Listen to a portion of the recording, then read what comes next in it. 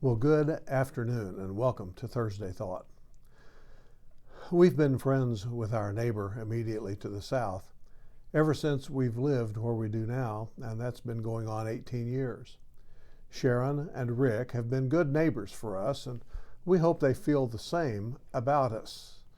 Rick and Sharon were the developers and contractors that built all of the Shelley's Orchard addition where we live. There are 3 or 4 basic home designs in the area. The houses are well built, they're sturdy, they're roomy, the neighborhood's quiet, and it's peaceful. There is an HOA, but Rick is the only officer, and he's chosen over the years not to be just real picky. We pretty much police ourselves in the neighborhood, and we get along pretty well overall. We've learned that eccentricity usually is not something that should be concerning to us. We've learned that other cultures can and do enhance the flavor of the neighborhood, and that we indeed are our neighbor's keeper at times. Rick has had ongoing chronic medical issues over the years and is now in a care facility. Sharon, though, is in good health and she continues to live in the house next door. Well, yesterday, Sharon was having a garage sale. She was getting rid of some items that no longer were needed. And I wandered over there before coming to work and we visited for a bit. And during that conversation, she told me that she would be moving and selling the house in a year or 2. We visited a bit more and then we excused ourselves and then I came into work. Well, on the way in, I thought about Sharon and Rick no longer being next door to us. Then I thought of all the other changes in home ownership in the neighborhood over the years. Only a few of the homes within a few blocks of us are occupied now by the same people who were there when we moved in. When those others moved away, I didn't think a lot about it other than, well, we're going to miss them or we're going to miss their kids or some other aspect of their having been in the neighborhood. But when Sharon said she was moving, it hit me a lot harder. Rick and Sharon have, at least to me, been the anchors of the neighborhood. They've always been friendly, helpful, and pleasant. The creators of that whole addition, Rick and Sharon, have provided dozens of families houses that have become homes. They've provided new neighborhood friendships. They've expanded our worldviews. They've enabled Pat and me to minister to several in the neighborhood, including them, by the way, when some kind of need came up. And whether they realize it or not, they've made the world a better place for many of us and have given us in these past 18 or so years the home that we really needed at this stage in life. The entire neighborhood owes a debt of gratitude to Rick and Sharon. Well, I also thought about the fact that in life, whether we like it or not, things never stay the same. They always are in a state of change. Oh, one may not see any changes over a 24-hour period or over a week or even a month, but change is there, slowly and surely doing its work.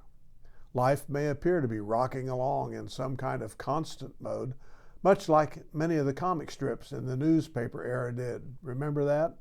Where no one aged, no one died, no one moved. For those who remember those comic strips, think Beetle Bailey. Think Blondie. Think Dick Tracy. Think Peanuts. But real life isn't like that. We may appear to be like we were years ago, but then suddenly we see the change taking place right out in the open. We see the moving van backed up to the garage door. We see the neighbors drive away for the last time, and we know that change has been constantly working over the years, bringing life to this point in time.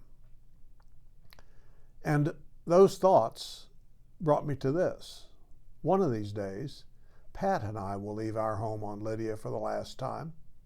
We'll either leave in a car, an ambulance, or maybe even a hearse.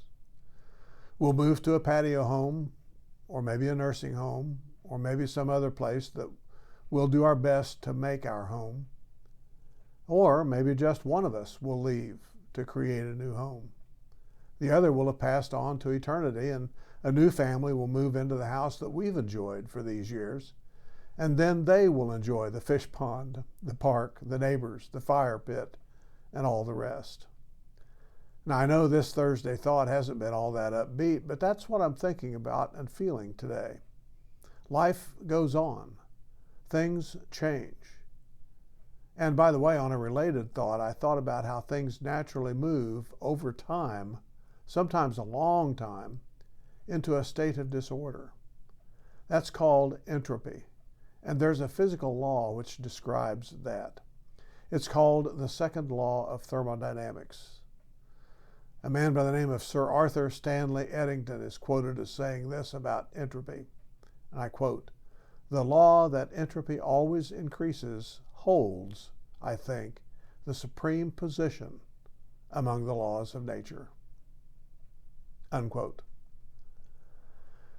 But when we bring God into that equation, things suddenly change, and entropy doesn't get the last move.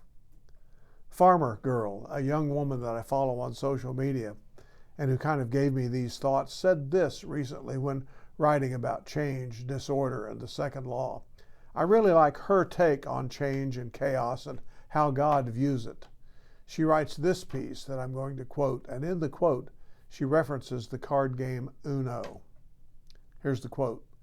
"Yes, the world right now may feel like a game where someone keeps stacking wild cards and you're questioning all of your life choices while holding a hand that makes no sense. Everything around you may currently be trending toward chaos because that is literally how this broken world operates. And there's no denying that reality, but entropy only gets a say in the process, and it does not get the last move. God does." Unquote. So friend, as you contemplate the change in your life and in the lives of those you know and love, know also that God always gets the last word. God always gets the last move. God always wins. Blessings.